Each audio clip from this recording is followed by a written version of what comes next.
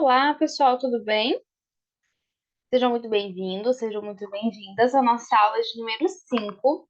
E, pessoal, muita gente, muitos alunos colocaram nos comentários da aula 4 porque eu não tinha trago questões.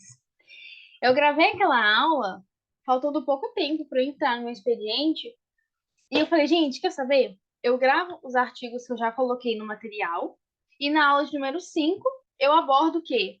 Questões, tá? Foi assim que eu decidi fazer para que viesse ser algo um pouco mais rápido, tá? Ou seja, como eu coloquei no comentário para algumas pessoas, a nossa aula de número 5 eu vou então trazer questões logo agora no começo e depois eu venho com os artigos e mais questões. Fechou? Bora lá então, pessoal. Não vamos perder tempo. Deixa eu só esperar aqui o slide mudar, porque com a tecnologia, enfim, acho que eu não sou muito amiga dela, não. Pronto. De acordo com a seção 2 que trata, né, do concurso público, assinar para desenhar, também eu sou péssima, gente, do concurso público, assinale a alternativa que está em consonância, ou seja, estar em consonância é estar em conformidade com a Lei Complementar 135 de 2012, tá? Letra A. O período de validade dos concursos públicos será de 3 anos, prorrogável por uma vez igual período. Letra B. A aprovação em concurso público gerará direito subjetivo à nomeação do candidato? Letra C. Fica vedada a estipulação de idade de sexo para ingresso do candidato na administração direta, autárquica e fundacional do Poder Executivo do município do Guarujá, por meio de concursos, salvo os casos previstos em lei. Ou letra D. Todos os candidatos convocados com ou não, com deficiência ou não, poderão escolher se realizarão um exame de saúde para admissão que comprove sua aptidão física e mental para o exercício das atribuições inerentes ao cargo, respeitando sempre a liberdade garantida na Constituição. E aí, gente? Se fosse você na sua prova, qual você marcaria? Lembrando que nós vamos tentar passar o máximo pela lei complementar, trazendo sempre questões em cima daquilo que nós já vimos. Bom, como alternativa certa, nós temos a letra C de casa. Por quê? Gente, presta atenção. Tenho 3 anos, tenho 2 anos, tá? E não 3. E a aprovação no concurso não gera o direito à nomeação. E na letra D, eu não tenho essa de pode ou não escolher. Precisa ser feito esse exame. Claro, sempre vou respeitar a liberdade. Isso é independente. Eu vou sempre respeitar qualquer hipótese, qualquer situação, tá? Aí aqui eu trouxe as referências para vocês, ó. O artigo 24, 2 anos. Artigo 30, aprovação não gera direito. E no artigo 32, todos os candidatos convocados deverão, ou seja, é um dos requisitos. Então, todos que forem convocados deverão. Então, você não tem aqui uma liberdade de escolha, digamos assim, tá? Tomando um café, tá? Daqui a pouco. Ó, olha para vocês verem. Daqui a pouco eu vou ter uma aula, então, tá? Em que eu serei a discente, tá? Não a docente. Enfim, que deverão, então, obrigatoriamente realizar exame de saúde para admissão que comprove sua aptidão física e mental para o exercício das atribuições inerentes ao cargo. Fechou? Vamos para mais uma questão, aquela questão de certo ou errado, tá? A recusa do candidato em apresentar os comprovantes de cumprimento das exigências do certame não acarretará sua eliminação automática do concurso. Ou seja, se o candidato recusa apresentar os comprovantes que são exigidos ali no certame, acarreta ou não acarreta a eliminação automática do concurso? Certo ou errado? Errado. O artigo 35 vai me dizer que quando eu tenho a recusa do candidato em apresentar os comprovantes dessas exigências, acarreta. Então, acarretará sua eliminação no concurso, mesmo que tenha sido inscrito e aprovado, tá? Terceira questão. Acerca da nomeação e da posse, assinale a alternativa incorreta, ou seja, eu tenho uma maçãzinha podre aqui. Letra A. A nomeação é o ato administrativo de provimento originário de cargo público praticado pela autoridade municipal competente. Letra B. Lembrando que eu tenho uma alternativa errada. Letra B. A nomeação para o exercício de cargo em provimento efetivo obedecerá à ordem de classificação dos candidatos habilitados no concurso público. Letra C. Posse é o requerimento administrativo pelo qual a pessoa é investida em cargo público. Letra D. Posse será implementada mediante assinatura do respectivo termo pela autoridade competente e pelo servidor público, comprometendo-se o novo titular a observar fielmente os deveres e atribuições do cargo, bem como as demais exigências previstas neste livro na legislação municipal aplicável à espécie. Ou letra E. Nas hipóteses de readaptação e reintegração, nos termos deste livro, não haverá posse. E aí, pessoal? Qual está errado? Se você falou novamente a letra C de casa, tá certo. Gente, eu tenho um ato administrativo. Lembra que eu comentei isso com vocês na outra aula? Eu tenho um ato administrativo, eu não tenho um requerimento administrativo, ok? E cuidado, por quê? Porque eu já vi algumas provas, eles colocarem aqui na letra D, deixa eu ver se é a letra D, isso, na letra D, eles costumam trocar o termo posse por nomeação. Quando eu tenho ali aquela observância fiel aos deveres, parará, então eu tenho posse, não nomeação. Fechou? Então aqui, posse, artigo 55. Posse não é o procedimento, nada disso, é o ato administrativo. Nós conversamos um pouquinho, né? É pelo meio que a administração vai exercer ali, por exemplo, você tem, vamos falar aqui na relação entre pessoas, tá?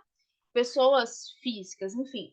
Vamos imaginar, nós sempre vamos querer exercer algo, seja, nesse caso aqui, a administração quer exercer uma coisa, no caso, a posse, então, pela qual a pessoa vai ser investida em cargo público. Sendo assim, como nós, seres humanos, né, pessoas físicas, nós temos os nossos meios de nos expressarmos, vai vir a administração pelo ato administrativo. Então, a posse é o ato da administração, pela qual a pessoa é investida em cargo público, ok? Então, não tem um requerimento, não, tem um ato da administração. Fechou? Bom, vamos observar agora mais alguns artigos para resolvermos mais questões, ok? Ok, artigo 65. O exercício é o efetivo, ó, presta atenção. O exercício é o efetivo desempenho das atribuições e responsabilidades inerentes ao cargo. Então, vamos parar aqui. Então, eu tenho a posse, eu tenho o exercício. O exercício é aquela, né, no caso, é aquele ato que a pessoa que está investida, que está na administração, vai desempenhar suas atribuições, suas responsabilidades que são inerentes ao cargo. Lembra quando nós falamos lá atrás, acho que eu cheguei a, provavelmente eu passei com vocês, quando nós falamos o que é cargo público? Cargo público é quando eu tenho tanto atribuições, que eu também tenho responsabilidades que são inerentes ao cargo. Deixa eu voltar aqui para vocês, ó, o que nós lemos aqui? A posse, não foi aqui, né? Cadê aqui, ó? Na questão. A posse será implementada, comprometendo-se o novo titular a observar fielmente tanto os seus deveres quanto as suas atribuições. Ou seja, Então, é no exercício que essa pessoa ela vai desempenhar de forma prática todas as suas atribuições, todas as suas responsabilidades, vai colocar em prática tudo aquilo que ela sabe que deve ser feito. Então, tem os seus direitos, mas também tem as suas obrigações. E ele continua dizendo que caracterizando-se pela frequência diária. O que é frequência diária, gente? Todos os dias.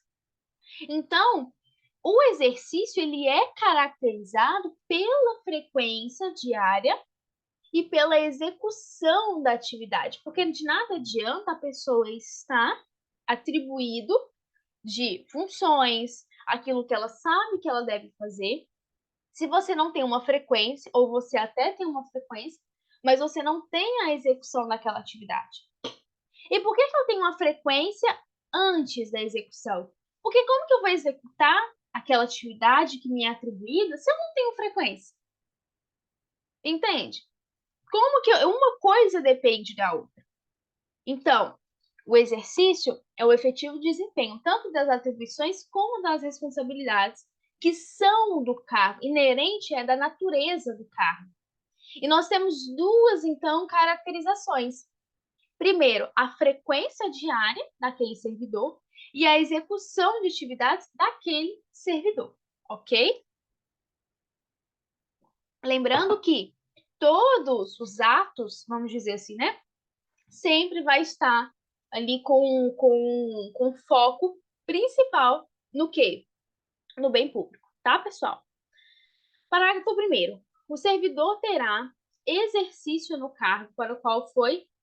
O servidor terá exercício no cargo para o qual foi nomeado, sendo vedado, então proibido, o exercício de atribuições diversas daquelas definidas na lei de criação do respectivo cargo. Ou seja, aquele servidor, ele está em exercício daquele cargo que ele vai estar atribuído, ok?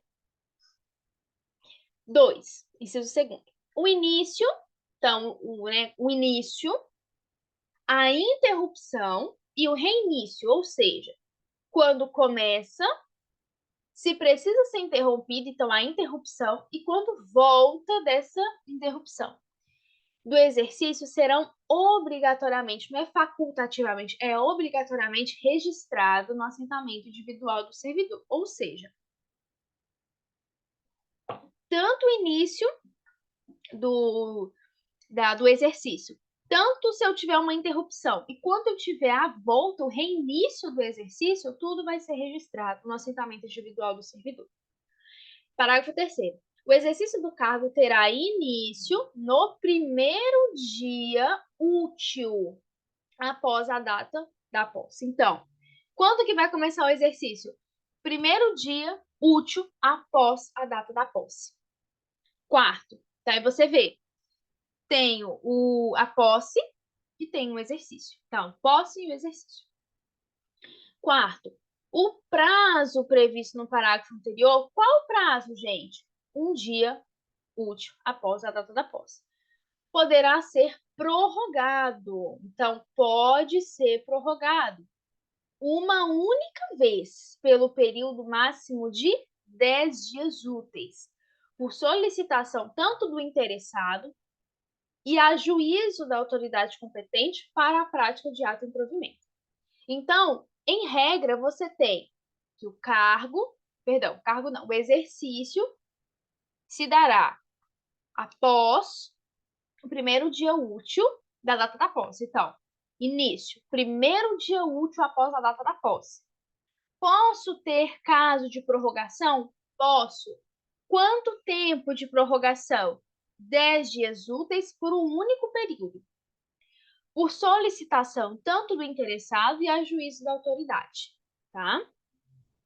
Quinto, o prazo previsto no parágrafo anterior, então aqueles 10 dias prorrogável por uma única vez, não será aplicado na hipótese de candidata habilitada que se encontre em fruição de licença maternidade ou adotante, oriunda ou não de relação de trabalho anterior. hipótese em que a entrada em exercício se dará após o término do período da fruição da licença. Ou seja, quando eu estiver falando de candidata habilitada que se encontra em fruição de licença, no caso, tanto da licença maternidade ou adotante, oriunda ou não de uma relação de trabalho anterior, então independe. No caso, você vai ter a entrada em exercício após o término do período de fruição da licença. Então, tanto para a candidata habilitada, que está de licença maternidade ou adotante, quando que ela vai começar? Vai entrar em exercício após o término do período da fruição. Parágrafo 6º. O servidor público que não entrar em exercício dentro do prazo estabelecido, que é aquele um dia útil, após a data da posse, olha aqui, olha aqui, olha aqui, ó, início no primeiro dia útil após a data da posse, que não entrar dentro do prazo, será exonerado, ok? Bom, eu trouxe aqui para vocês acerca da lotação. O que é a lotação de acordo com o artigo 66? A lotação nada mais é que o local identificado no interior da estrutura organizacional, que é denominado a unidade do trabalho em que aquele servidor ele vai desenvolver o seu cargo. Então, a lotação é o local, a unidade onde ele vai exercer o seu cargo. Parágrafo 1º.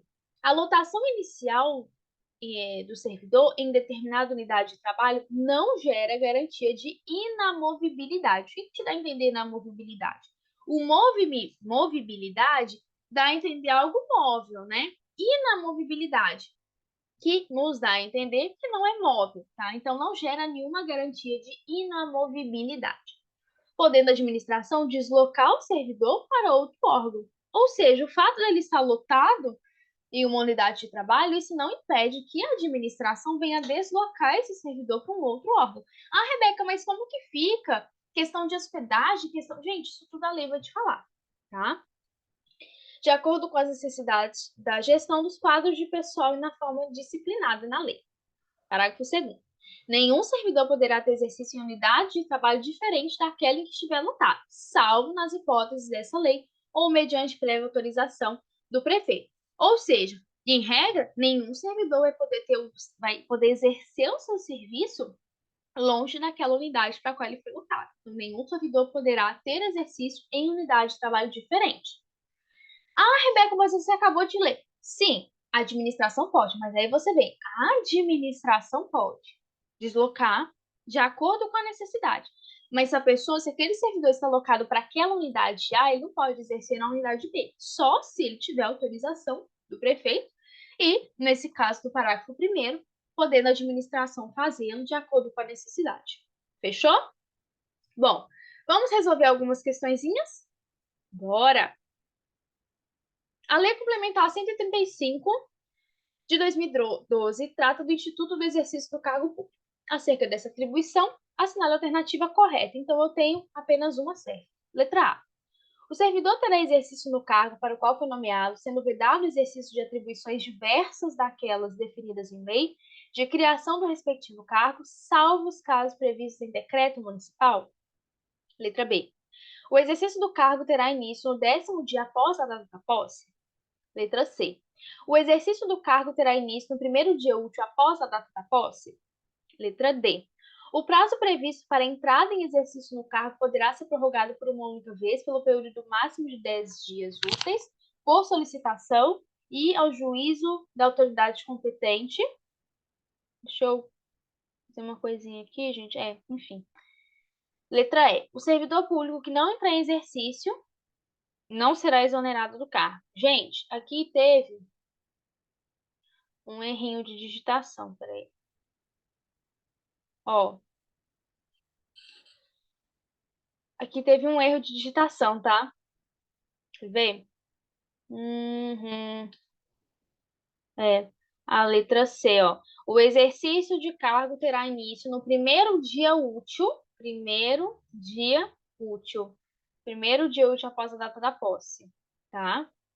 Então, foi um errinho aqui de digitação, ou seja, aqui, ó, terá início, o exercício do cargo terá início no primeiro dia útil após a data da posse. Deixa eu colocar aqui também, para depois não dar nenhuma confusãozinha. Aqui. Enfim, gente, acontece, né? Erros acontecem. Enfim, então o exercício terá início, como diz aqui, ó, para não confundir vocês, ó, o exercício do cargo terá início no primeiro dia útil após a data da posse. O exercício do cargo terá início no primeiro dia útil após a data da posse. Tá? Peço perdão, gente. Aqui, ó. Não, cadê esse aqui? Pulei uma aqui sem querer, eu acho. Peraí. É, tá certo. Tá, pessoal? Bom, desculpa, realmente. Que coisa, viu? Não queria ter feito isso. Aqui no caso,